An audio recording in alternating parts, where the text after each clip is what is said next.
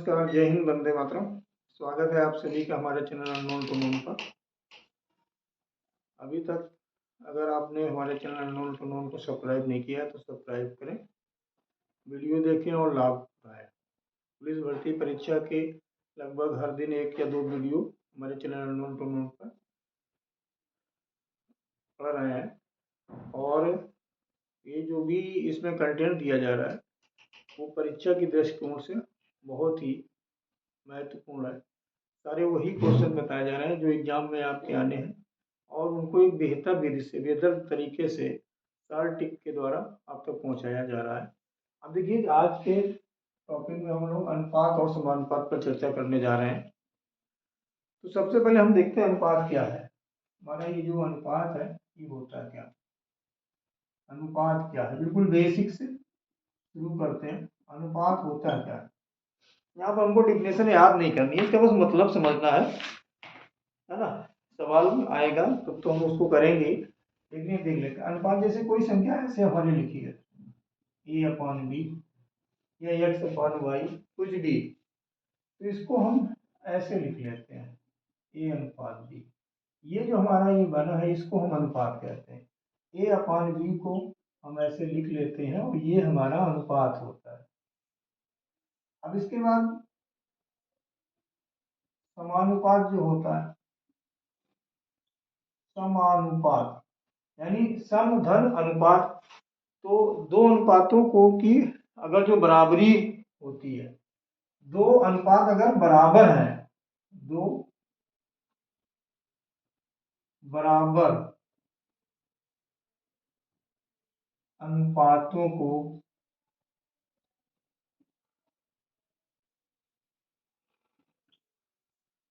समानुपात कहते हैं।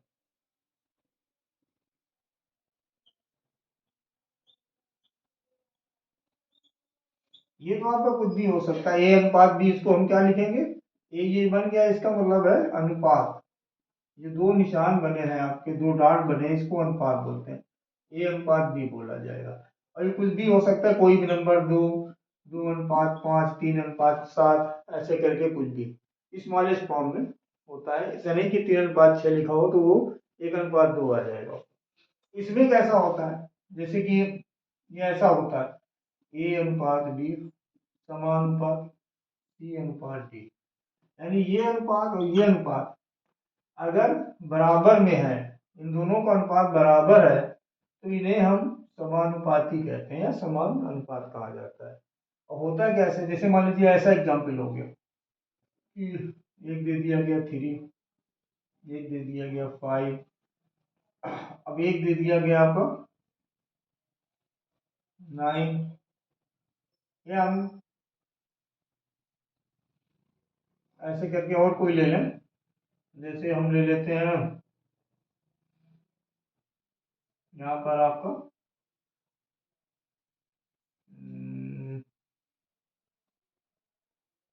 कुछ भी ऐसे ले लो, ऐसे ले लिया गया।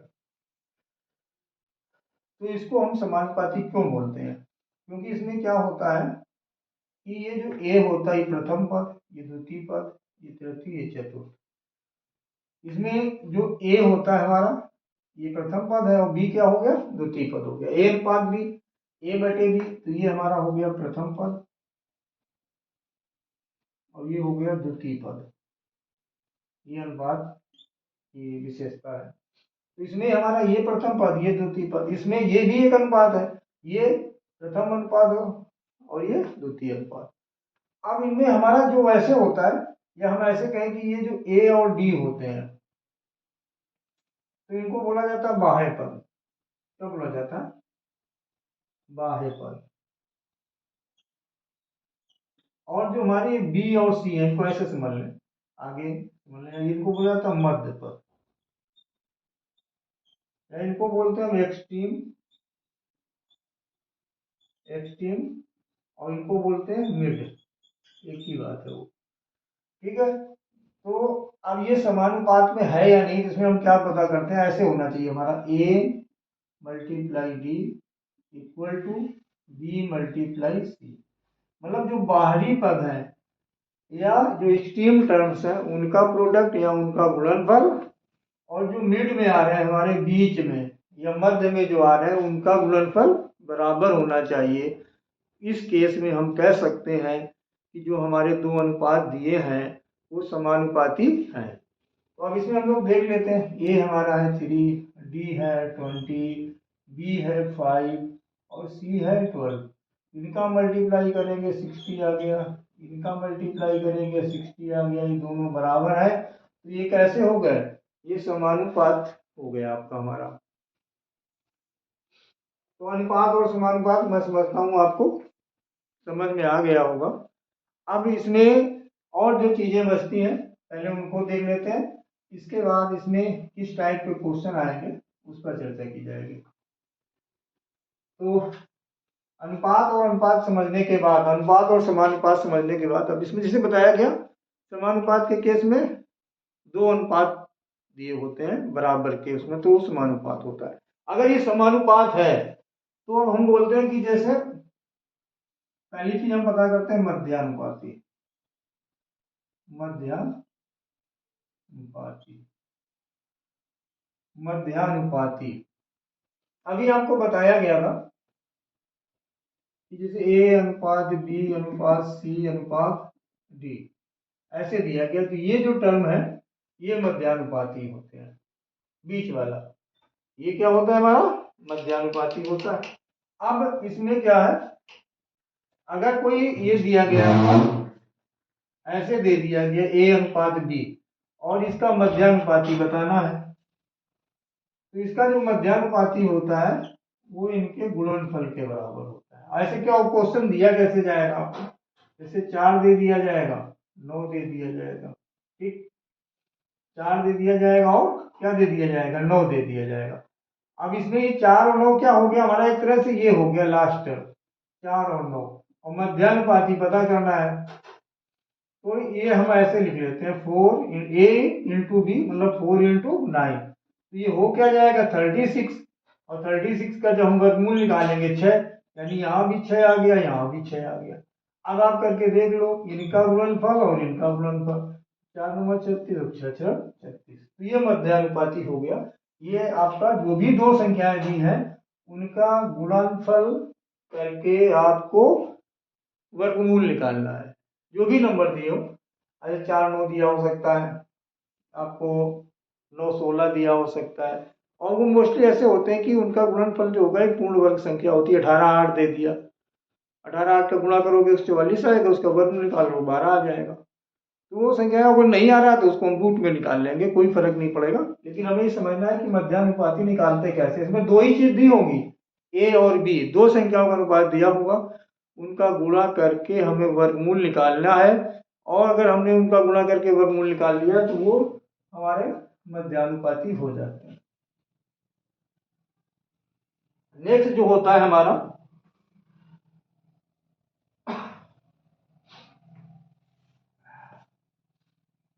मध्यानुपाती, अब इसके बाद आता है तृतीय अनुपाती। तृतीय अनुपाती, तृतीय अनुपाती में हम क्या करते हैं, जैसे तृतीय टर्म क्या है हमारा, ये है तृतीय टर्म जो हमारा होता है ए बी सी डी अगर लिखा है तो तृतीय टर्म्स है वो हमारा क्या होगा, सी होता है।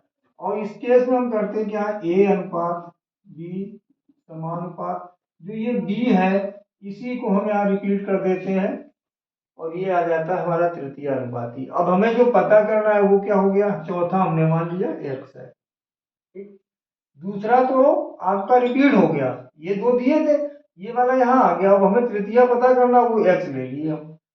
तो ये क्या हो जाएगा हमारा जो होगा X equal to B square upon A, या ये हमें जब पता करना है इनका एक साथ मल्टीप्लाई करना है, इनके एक साथ करना है।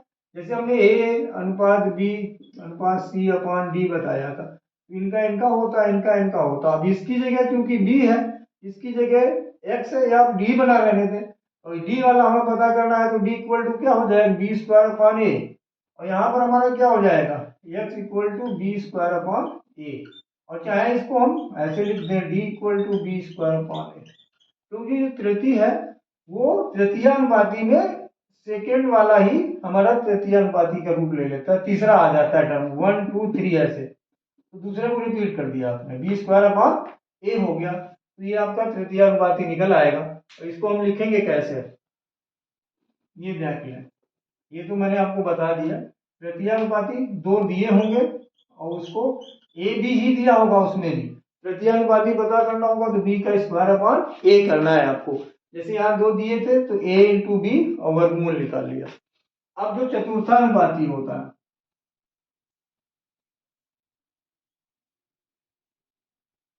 चतुर्थानुपाती,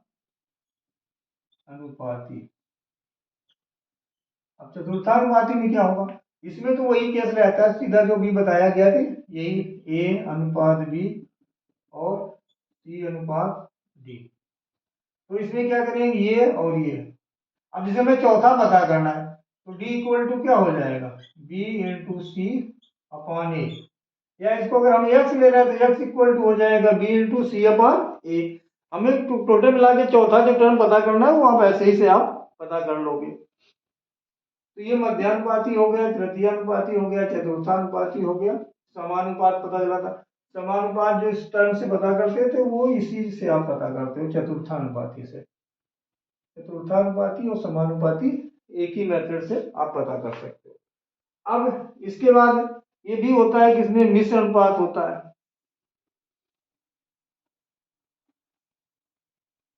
अगर ऐसा कहीं दिया है आपका मिश्र अनुपाती, मिश्र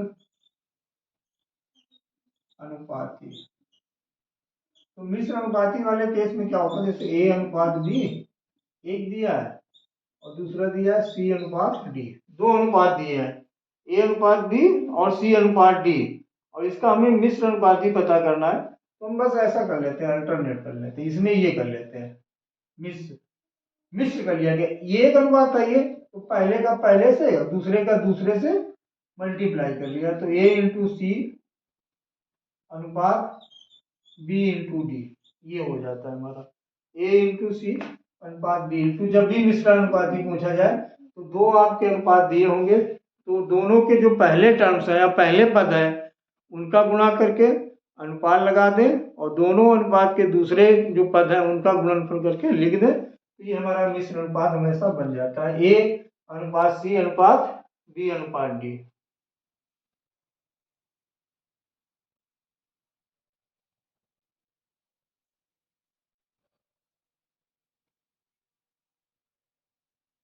तो आपके ये हो गए आपके, इस तरह से अनुपात के जो रूल्स होते हैं, आपको अगर मध्यानुपाती पूछा जाए, तृतीयानुपाती पूछा जाए, चतुर्थानुपाती पूछा जाए और आपका ये दिया गया है मिश्र अनुपाती, तो उसको आप इस तरह से कर सकते हो। दूसरी चीज, अब इसमें जैसे क्वेश्चन कभी आपका ऐसा आ गया, शुरुआत वाले कुछ बेसिक चीजें आज बता देते हैं इसमें अनुपात शुरू करने के बाद। इसके बाद जो इसके और महत्वपूर्ण क्वेश्चन होते हैं वो नेक्स्ट वीडियो में आपको बताए जाएंगे। जैसे मान लीजिए दो अनुपात दे दिया गया, क्वेश्चन आ गया ए अनुपात बी बराबर मान लीजिए दे दिया गया 7:9, आगे दे दिया गया बी अनुपात सी बराबर दे दिया गया 6:11, ऐसे करके। तो अब इसमें क्वेश्चन आपके बनेंगे क्या, क्वेश्चन क्या क्या पूछा जा सकता है, ए अनुपात बी अनुपात सी एक चीज ये पूछी जा सकती है, दूसरी आपसे ऐसे पूछ सकते हैं ए अनुपात सी, ठीक है ना। यहाँ पर ए अनुपात दिया, ए अनुपात बी दिया गया और यहाँ पर बी अनुपात सी दिया गया। दो क्वेश्चन आपके इसमें बनते हैं, ए अनुपात बी अनुपात सी और ए अनुपात सी। तो अब इनको हम कैसे पता करेंगे इसको देखते हैं। तो पहले हम लोग देखते हैं ए अनुपात बी अनुपात सी, तो आप ऐसे लिख लें जैसे ए अनुपात बी अनुपात सी आपको पता करना, ए अनुपात बी अनुपात सी, ए और बी का अनुपात क्या दिया है, ए और बी के नीचे लिख लिया 7 और 9। ठीक, अब बी और सी, क्योंकि बी ये कॉमन है आपका, ये क्या है, ये कॉमन है, तो बी और सी का, बी का बी के नीचे लिख ले और सी का सी के नीचे लिख ले। कोई दिक्कत? अब इसके बाद क्या किया जाता है, ऐसा गुणा कर लें आप, इसका इससे कर लें, इसका इससे कर लें और इसका इससे कर लें, तो इनका कितना हो गया 99, इनका कितना हो गया 54, इसका कितना हो गया 42। तो 42 अनुपात 54 अनुपात 99 आ रहा है। अगर ये किसी एक संख्या से कट रही है, उन्हें काट दें। अब इसे 3 से काट सकते हैं, तो ये हो गया 14, ये हो गया 18 और ये हो गया 33। तो 14, 18, 33 इनमें अनुपात हो गया। अब ये किसी से नहीं कटेंगी, तो ये ए और बी और सी का अनुपात हो गया। अगर इसमें ऐसा कुछ आपको लग रहा है, तो देखिए जैसे ये स्थान खाली है, तो जो खाली है उसका जो ठीक पहले का नंबर है उससे इसको भर लें, ऐसे कर लें 9। ठीक, ये मान लीजिए 9 कर लिया, और ये खाली है इधर वाला, तो इसके पहले यहाँ क्या आ जाएगा। अब आप सीधा सीधा गुणा कर दें, 9 का 11 से कर दें, इस 9 का 6 से कर दें, इस 7 का 6 से कर दें। तो आप ऐसे भी कर सकते हैं, या तो ऐसे सीधा सीधा कर लें, आपको जो बताया गया था 7 अनुपात 9 और 6 अनुपात 11, तो इसका इसके साथ, इसका इसके साथ, इसका इसके साथ। ठीक है, आप कर लोगे तो भी वही चीज आ जाएगी, और बाद में उसको हम स्मॉलेस्ट फॉर्म में तोड़ देंगे, स्मॉलेस्ट फॉर्म बना देंगे, और फिर जो भी आएगा उसको लिख देंगे और अपना विकल्प चुन लेंगे। अब ये तो हो गया ए अनुपात बी अनुपात सी। अब अगर ये पूछ देता ए अनुपात सी, तो अब सीधा ए और सी का अनुपात क्या है 14 अनुपात 33, तो ये हो गया आपका ए अनुपात सी। इसमें कुछ चेंज नहीं होना है, ए और बी और सी का अनुपात क्या है 14 अनुपात 18 अनुपात 33। अब अगर बी को इसमें हटा दिया, तो ए और सी का अनुपात जो 14 अनुपात 33 है वो है जीटी जैसे ही रहेगा, उसमें कोई बदलाव नहीं आएगा, तो ये हो गया ए अनुपात सी अनुपात। और एक दो एग्जाम्पल देख लो। अब देखिए जैसे ऐसा कभी पूछा जा सकता है,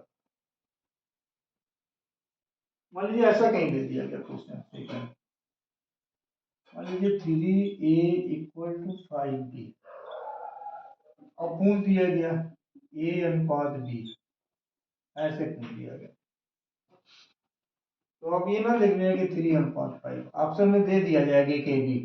तो देखिए हमें करना क्या होगा, ऐसे लिखेंगे, इसको जो हम लिखेंगे ए अनुपात बी इक्वल टू 5 अनुपात 3,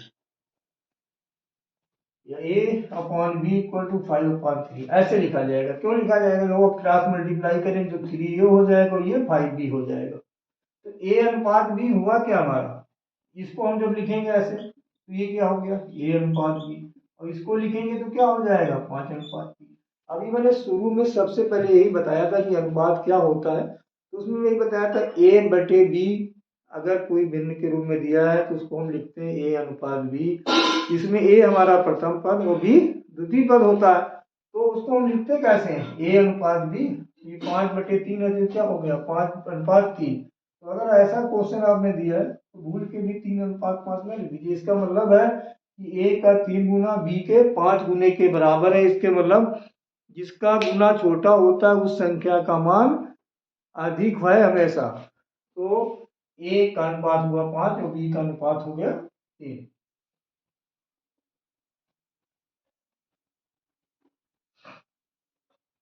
अब इसके बाद कभी कभी आपके क्वेश्चन में ऐसे अनुपात में क्वेश्चन कैसे आते हैं कि कोई धन है, उसको इतने लोगों ने में इस अनुपात में बांटना है, तो कितना किसको मिलेगा लाभ में, या बोला गया कि आपको कोई इतना कमाता है, उनके काम करने की क्षमता इस अनुपात में है, तो उनको जो धन मिलता है वो किस अनुपात में मिलना चाहिए। तो ऐसे करके तमाम क्वेश्चन बनते हैं। अब इसके बाद जो रहता क्या है, इसमें कभी कभी हम लोग 4 नंबर वाले भी पूछ देते हैं। क्वेश्चन हमको 4 संख्याओं वाला पूछ दिया जाएगा। अब जैसे कि हम लोग क्वेश्चन देख लें, जैसे कि अगर हमें पूछ दिया जाए 8 और 18 का मध्यानुपाती, अभी मैंने इनके फार्मूले आपको बताए, इसलिए इनका है कि क्वेश्चन बता दें मध्यानुपाती होगा। तो ये मध्यानुपाती वाले में क्या करना है आपको, ये लिखना है 8 गुणा 18 बराबर 144 बराबर क्या आ जाएगा 12, ये हो गया। और एक क्वेश्चन आप देख लें तृतीयानुपाती, तृतीयानुपाती तृतीयानुपाती में क्वेश्चन जैसे मान लीजिए आपको दे दिया गया 18-24 का तृतीयानुपाती, ठीक है। तो 18-24 का तृतीयानुपाती में हमने बताया था तृतीयानुपाती पता करने के लिए होता है b² a। यहाँ पर ये हमारा a है और ये b है, a और b। तो ये 24 का स्क्वायर 24 गुणा 24 बटे 18। तो अब इसको चाहे आप काट लें चाहे गुणा करके भाग कर लें, 6 3 18 6 चौक 24 3 8 24 बराबर 32। तो ये हो गया हमारा तृतीय 18-24 का जो तृतीयानुपाती है वो क्या हो गया 32 हो गया। और एक हो गया जैसे में क्वेश्चन आ गया मध्यानुपाती, क्या आ गया, तो ये तो हो गया चतुर्थानुपाती, मध्यानुपाती हो गया तृतीयानुपाती हो गया, अब आ गया चतुर्थानुपाती।